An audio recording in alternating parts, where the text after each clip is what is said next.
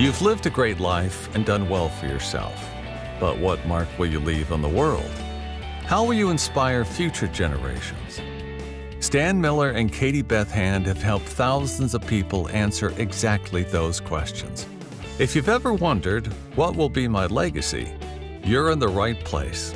Welcome to the Your Life, Your Legacy podcast. Now, here are your hosts, Stan and Katie Beth.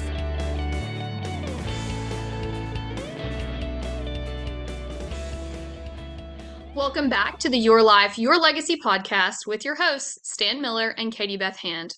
Our guest today is legacy planning guru, Sheri Kohlmann. Sheri, welcome to the show. Thank you. Thanks for having me. Absolutely. So before we just jump in with all of our questions, would you tell our listeners a little bit about your background and what sparked your passion for legacy planning? Sure, I would be happy to.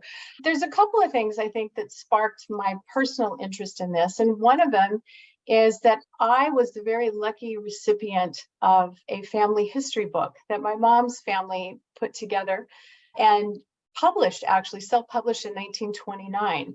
And my family members, one of her uncles, he came into a little bit of money and he sent a typewriter to all of the different families that lived in Grand Mountain in Arkansas. And he started a correspondence course to teach them how to learn how to type on an Underwood 5 typewriter.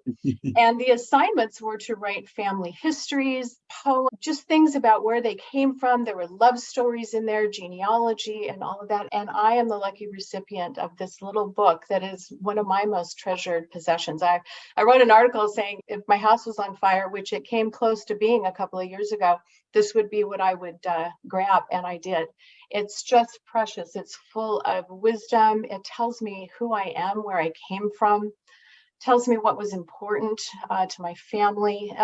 And it's a treasured possession. And so I wish everybody had that. And then the other reason is that for many years, I was a paralegal at an estate planning law firm. And we met with hundreds of clients and families, and I watched that process play out, and I got to know people so intimately. We did, I'm sure like you guys, we did very personalized plans. We weren't a paper mill, we did the real thing and got to know people intimately and their families and their successes and their failures and all those things. And when we were done with an estate plan and we were signing it, people often were a little bit hesitant, or they were even a little bit sad. And I'd say, what's going on? And they said, well, we've done all this great estate planning, which we feel so good about. People feel so accomplished when they've done it. But they said, I feel like there's a piece missing. I feel like I'm going to give all this stuff we've worked so hard for, this money and these treasures and all. But I feel like you know me better than my family does. And I'm afraid that passing along these things without the values, without the history, without learning about our faith, or maybe our immigration story, or how hard we worked, I'm afraid it might do more harm than it does good. And if you've been in this industry for any amount of time, you see that so often. Oh, yes. You see money given and it's a great thing. And then you can see it really ruin lives if it's not handled correctly. And so I began to look for ways to help people put those personal stories and those values and things into their lives, and really to go along, become partners with the estate planning, the traditional estate planning process. So that's kind of how I got started. I love it. That really resonates. Let me just say, I've given that speech about 1,000 times myself. So yes, I'm totally on board for that program. Yes, great minds think alike, right, Stan? They do. Yes, absolutely. Yep. No, like I said, if you've worked in that industry any amount of time, you see it up close. And sometimes it's so wonderful when people have done it well, and then it's so sad when things fall apart. So. Absolutely. Absolutely. So tell our listeners a little bit about your company. You have turned your passion for this piece of helping people capture these stories. You've turned that into its own business, and that's what you help people do. So tell our listeners a little bit about More Than Words and about the types of services you offer. Okay, thank you. Yes, I started out when I was doing the estate planning stuff, going to estate planning seminars and conferences and all that. And I heard a speaker who I believe Stan referenced in his book, Dr. Barry Baines, and he was a speaker at one of the conferences, and he wrote the book Ethical Wills. Yep. And I was just completely fascinated, thinking this is just a beautiful partnership with what we do. So I got to know Barry, and I actually went through his training on how to train estate planning attorneys on this.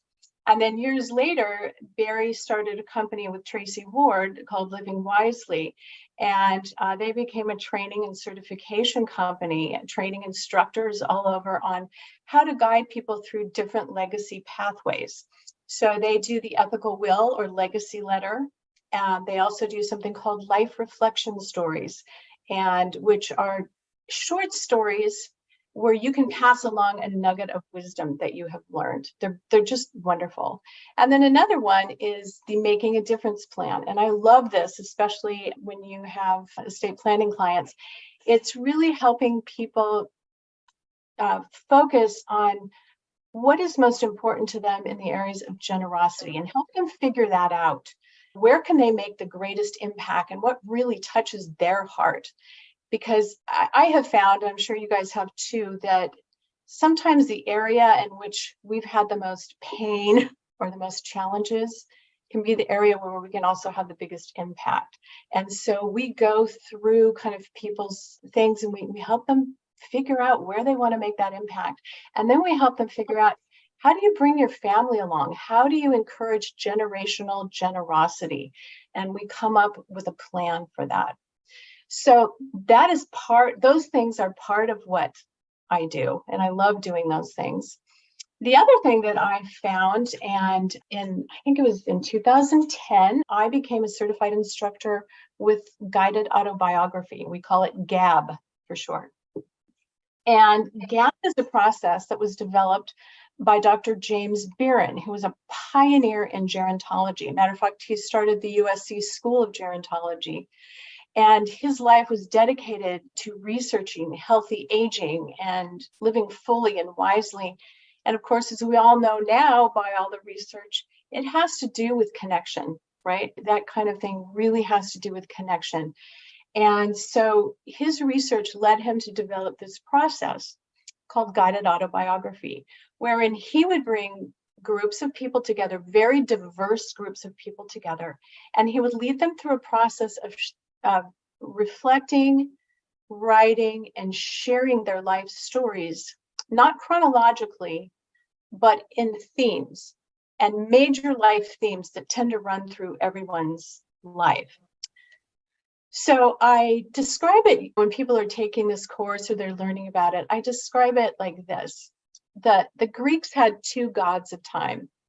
They had Kronos, who was the god of chronological time, right? The calendar and the clock and all of those kinds of things. And then they had the god Kairos. Kairos was the god of those special, important moments in life. And so I always tell people a guided autobiography, that's what we're looking for, are those Kairos moments, those moments that had a great impact on your life, that kind of made you who you are today. Those are what people want to know about. Those are the kind of things that people want to know about. So I've been doing that since 2010. I've led hundreds of people through that process, families. I do it in groups, individually, retreats, all of those kind of things. And I now sit on the board of the Beeren Center. We're now a nonprofit organization. And we're coming up with two new courses as well. One that I'm working on called the Life Portfolio. And it's going to be really fun. It's from Dr. Beeren's research. And the metaphor is your financial portfolio. You've got 100% of your assets. How do you allocate them? And we look at people's lives. We separate it. We look at what's working, what isn't, why you do what you do, your risk tolerance, all those kinds of things. And they come up with a new life portfolio plan. So those are some of the things I do. That is phenomenal, Stan. I know you are brimming with questions. Yeah. What questions do you have for Sheri? Yeah, so I want to drill into that a little bit more. Just can you talk about how you do it? So if a prospective client reaches out to you and engages you, I mean, what's the process look like for you? It just depends. So I get referrals from all over, from estate planning attorneys, financial planners, hospice organizations, churches, and then just individuals. And I also do things here locally in my own community through a recreation center or something like that for local, through churches, those kinds of things. So people reach out to me, and it depends on what their needs are and what their goals are. And we talk through that and see maybe which one of these legacy pathways would best fit their needs, their goals, their hopes. And we figure that out. And then we go through the process. And sometimes people want to do it in groups. And so I put groups together. Sometimes people are very hesitant to do it in groups. And so we can do it individually as well. But I tell you what, the group process is magical. You think it's better than a one-on-one individual interaction? They both are very valuable. But I tell you what, when you're in a group process, the group becomes, and everybody is sharing their intimate life stories. And we're like an AA group. It is complete confidentiality. And, right. I always tell people, hey, we all are going to be vulnerable here, and it's all confidential. So when people start sharing those kind of intimate details, often they've never shared them with anyone else in their entire life. That group bonds incredibly, and then they learn from one another and they feed off one another. And what you say reminds me of something, and right. And then they get feedback from the group, not on the skill of writing, but what we learned from you, from your writing. What kind of characteristics did we see in you? What kind of things did we see that you have lived through, and what wisdom do you have? I see a lot of people who tell me they want to do something like this, but they're really, really intimidated by a blank computer screen. Of course. So how do you, I'm sure, I think that's a universal thing, right? And so how do you move people past that? Absolutely. I think you need a really enjoyable, meaningful process, and you need accountability to actually get this work done. This is hard work, and I think that's one of the things that keep people from doing it.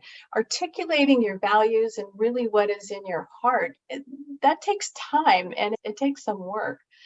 So we do have these tried and true processes that have been going on and proven through research. But we take it one step at a time. It's one bite of the elephant at a time. And we go week by week. We roll out a theme, the general theme, and we break it down.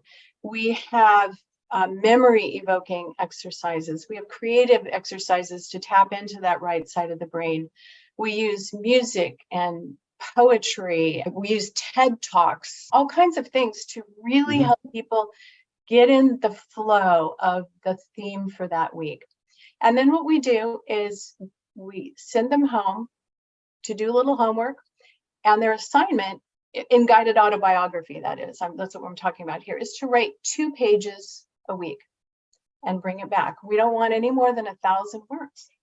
And that is doable for people. And some people think that's too little, and some people think that's way too much to do. But once they get into the flow of it, it seems just right. It's enough words to go deep and really tell a story, but it's limited enough so you don't go down rabbit trails and lose people's interest. And then when they come back to class, we share that so if it's just me, they read it to me and I give them my feedback. If we're in a group, they read it to the group, and then the group gives them their feedback. And people feel heard, and they feel validated, and they feel inspired. And they keep coming back. And not tooting my own horn, but people constantly say, this is one of the best things I've ever done in my life. So is the guided autobiography the most common output at the end of the process? Is that the thing people do most frequently of all the things that you offer? It just depends, again, what their needs or what their goals are. So if I'm working with someone who's maybe been referred by a hospice organization, or somebody who maybe has a terminal illness, but they really want to do that, I probably wouldn't have them go through that entire process. That might be a little too intensive. We might start with a legacy letter, or maybe the life reflection stories that are a little bit shorter. Again, it just depends on what the person's needs and goals are. I love having these different pathways that I can pull from depending on people's needs or wants. Yeah. With all of these different avenues, and I'm sure you've heard so many just incredible stories from your clients, can you tell us one of your favorite stories and how it impacted you? Oh my gosh, I've heard so many incredible stories. I wouldn't even know where to get. One of them that comes to mind is I had a retired pastor in my class who his first assignment was a church in South Carolina. And he was met by the head of the KKK his first day on the job and threatened. And fascinating story. I've had quite a few people that were children in World War II, a lot of stories of how they escaped, just unbelievable stories of the human condition and the human will to survive, of love, of sacrifice. Yeah, I think Mark Twain has a quote, and I have it up here in my office. It says, "There was never yet an uninteresting life. Such a thing is an impossibility. Inside of the dullest exterior, there is a drama, a comedy, and a tragedy." And I think I find everybody's story fascinating. And what's interesting is some people will come and they go, well, my life's been boring. I don't really know anybody's going to be interested in hearing it. And literally, they read their first story that first week. And I'm blown away, or the group is blown away, because it's not our story. They've lived with it. And so that's just normal for them. Right. But when you hear it, it is so impactful and inspiring. Anyway, I'm so lucky to get to do what I do. Absolutely. So to change gears just a little bit, you're married and you have 4 sons. Is that right? I have 5 kids. I have 4 sons and 1 daughter. Okay, so nothing teaches you life wisdom quite like motherhood, Oh, plus man. all of the wisdom from the work that you've done. If you could give our listeners one piece of advice, either something you've learned through motherhood or something that you've learned or that's inspired you from one of your clients, one piece of advice, what would that be? Wow. Oh my gosh. Motherhood is so humbling. I think my kids have taught me just about everything I know. I think let's see. I think probably the one thing is that the only person you can change is yourself. You can influence and you can inspire, but the only person you can actually change is yourself. And I think the only thing that really does change or help people is love. I think love is the key to everything. And I think if you live with that in mind, that is your high value and your priority, and putting other people first. I don't know. Those are the things that I've learned and what I've seen in my stories and what I've experienced in my own life. Very powerful nuggets of wisdom there, and I would certainly agree with you on all of those things. Yeah. Through this work that you're doing, what is it you hope your legacy will be? That's such a good question. And it's hard, right? We help our clients create legacies every day. And then when someone says, what is your legacy? You have to stop and really think about it. So, Sheri, what is it you hope your legacy will be? Well, I've written my stories. I've had to go through all of these processes myself in order to become certified. And so I've done them. So I've written them. But I think my ultimate legacy is my family and my faith. I hope people know that I loved them well and I loved them authentically and deeply, and that I cared about them. And yeah, I hope that is my legacy, that's what people remember, is that I showed up for them, that I loved them, and I cared for them and showed up. I love it. Right. Steve, do What you I have any other what I love questions for about Sheri? I was going to say what I love about the work that you do, and I like to think we do that work too, is that the work that we do not only impacts the lives of people that you work with, there's a ripple effect Oh, yeah. that lasts for a really long time, and we don't know how long, right? Because the work that we do could be impacting families 100 to 300 years from now. Well, just like my book that I got was 100 years ago. And I've actually seen, what I love about a lot of this stuff too is that people share it with family members now, while they have an opportunity to have these discussions and these conversations. And I've seen it actually heal some families. I've seen it reconcile people. There's something about reading someone's story that maybe you have a disagreement with, or you've had a falling out with, or you're separated from, or something, reading their story is just not as confrontational as having that face to face. And so I've seen people write these kinds of things, give them to family members, and it started a conversation, and reconciliation actually happened. And that's a part of that I love. That's why I love a lot of the people that I work with that do these. We put books together. We self-publish these books, and they put photos and all this cool stuff in them, and then they give them to their family members and their friends.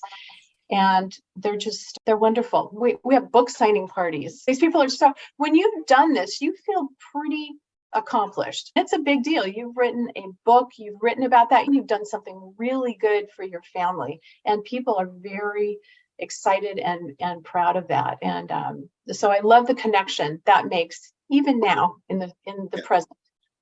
So I know you're in Southern California, but how do you work with clients that are not in Southern California? Yeah.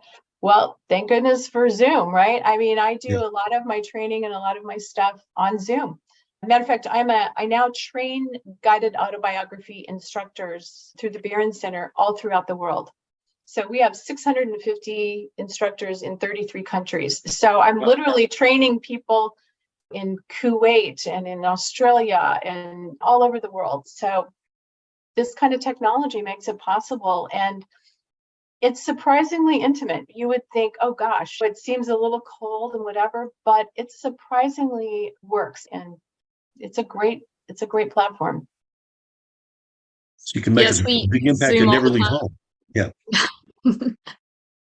That is true. Well, Sheri, is there anything that we didn't talk about that you would like our listeners to know about? I don't think so. I think you guys have covered what I do and what I hope to do. And I think you've covered just about all of it. Perfect. Well, thank you so much for joining us on the show. For our listeners, this has been the Your Life, Your Legacy podcast with Stan Miller and Katie Beth Hand, and our guest today was Sheri Kohlmann. For more information about Sheri or the work that she does, you can visit morethanwordsinc.com, and we will also link that in the show notes for you. And for our listeners, I just wanted to point out, if you're interested in the work that Sheri's doing, she also has a section on her website where you can go and actually view some samples of each of these things that she's talking about. So visit morethanwordsinc.com, see what Sheri's got going on. And Sheri, thank you so much for joining us on the show today. Well, thank you. Loved being here with you guys. Thanks for listening to the Your Life, Your Legacy podcast with Stan Miller and Katie Beth Hand. If you enjoyed the show, please rate, review, and subscribe on Apple Podcasts, Spotify, or wherever you get your podcasts. To find out more about Stan and Katie Beth, go to pinnaclelegacylaw.com. You can also find links in the show notes.